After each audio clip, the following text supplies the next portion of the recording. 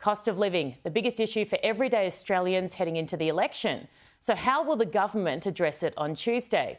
Let's go straight to the man charged with doing exactly that, Josh Frydenberg.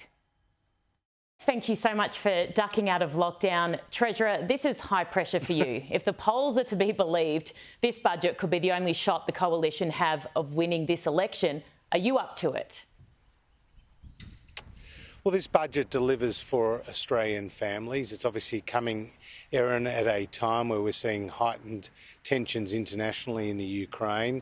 The country is responding to the devastating floods across Queensland and New South Wales, and the pandemic is not over. But this budget will deliver cost of living relief now in a responsible and a targeted and a temporary way. It will deliver a long-term economic plan to create more jobs with further investments in energy and infrastructure, in skills and supporting small business. It will guarantee the essential services that your viewers and all Australians rely on, whether it's mental health or disability support, aged care, school and hospital funding.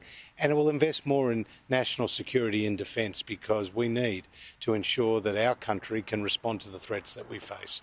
If it does deliver all of that, does that win you the election?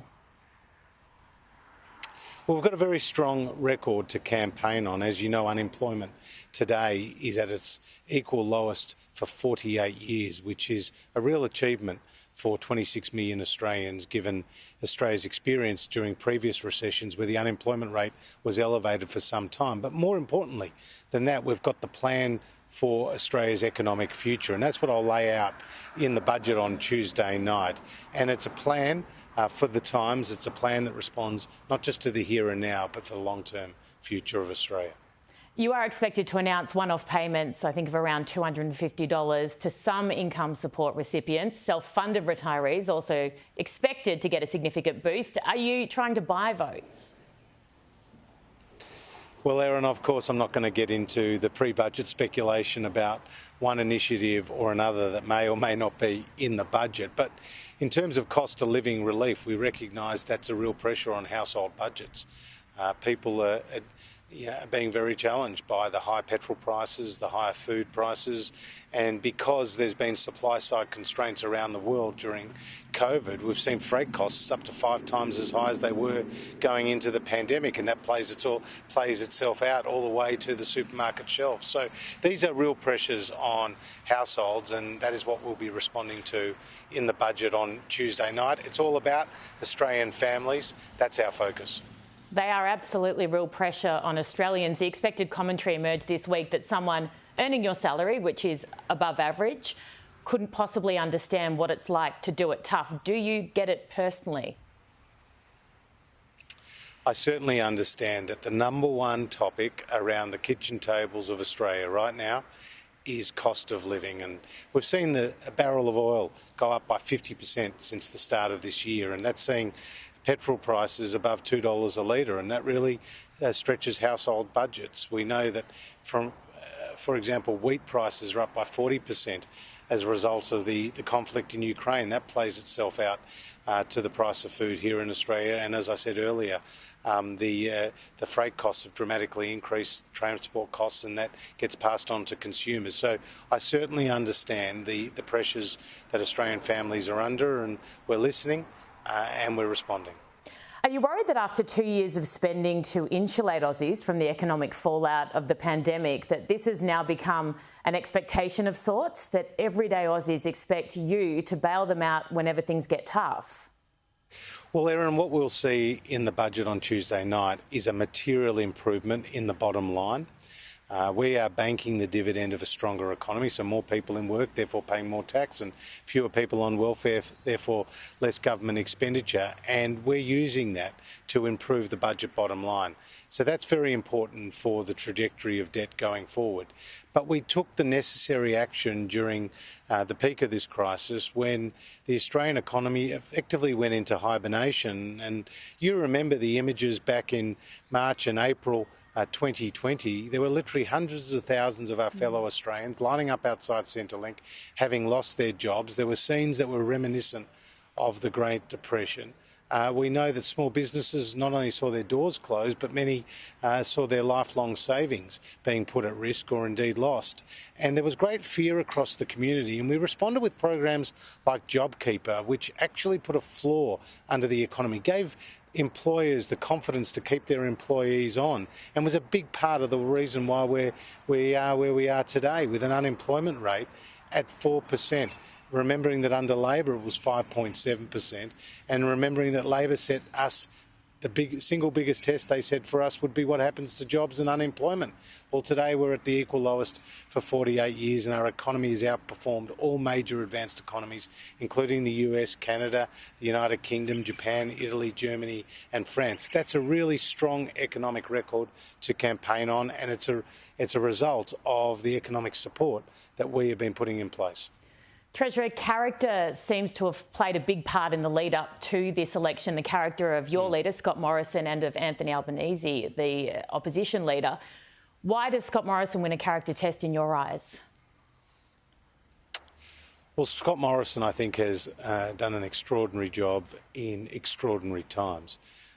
Again, COVID was a once-in-a-century pandemic, the biggest economic shock since the Great Depression, and now Australia has seen one of the strongest economic recoveries in the world, Erin, as well as having one of the highest vaccination rates anywhere in the world.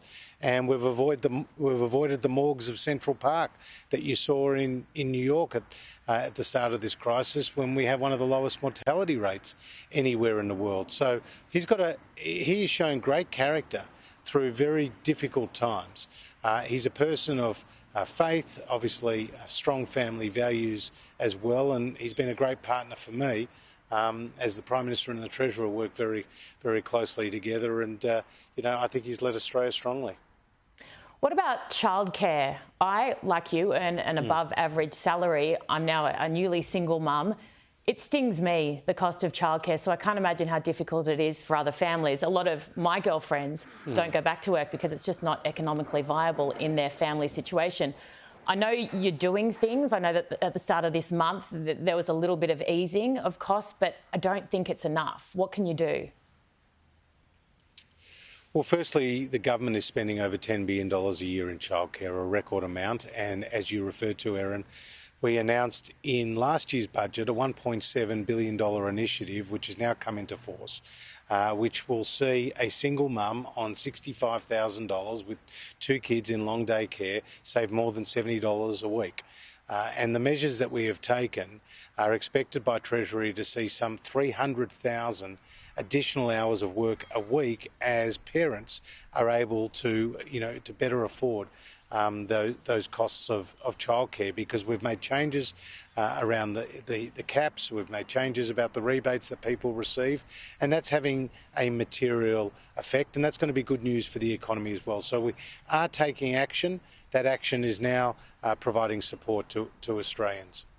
Treasurer, a good friend of mine, Dave Hughes, comedian, is coming on this show towards the end. Now, I heard a rumour that you tried to get him to perform at your 50th birthday party during COVID, but it was canned. As Treasurer of this country, I need to trust your judgment. That worries me. Would you have thought of maybe finding a funny comedian? Well, I could only find one comedian that barracks for Carlton, and that's Dave Hughes. So there he got the gig, but he's a funny guy. He likes to remind me that he was once on the dole, and he's always making jokes at my expense, and so it does pay to be able to laugh at yourself. And so I knew that if Dave turned up, he'd make a mockery of me, and people wouldn't be laughing with me; they'd be laughing at me, and I don't mind that. Absolutely. When Dave Hughes is delivering the lines, but as you know, he performs every year at the Lawn Pub, and my wife and I have turned up to be in the audience, and he always singles me out to make fun of me. So I'm just a sucker for punishment, obviously. He's a good man, Dave Hughes, and clearly. And I closely follow his Twitter feed, and I have to say, he hasn't pulled his punches over the last couple of years during COVID, and good on him for doing that. Absolutely. I think people will be very pleasantly surprised on this network what he has to offer. Treasurer, thank you so much. We look forward to what you deliver on Tuesday, and hopefully you get a little bit of rest after that. Thanks, Erin. All the best to you, and vote 1, Dave Hughes.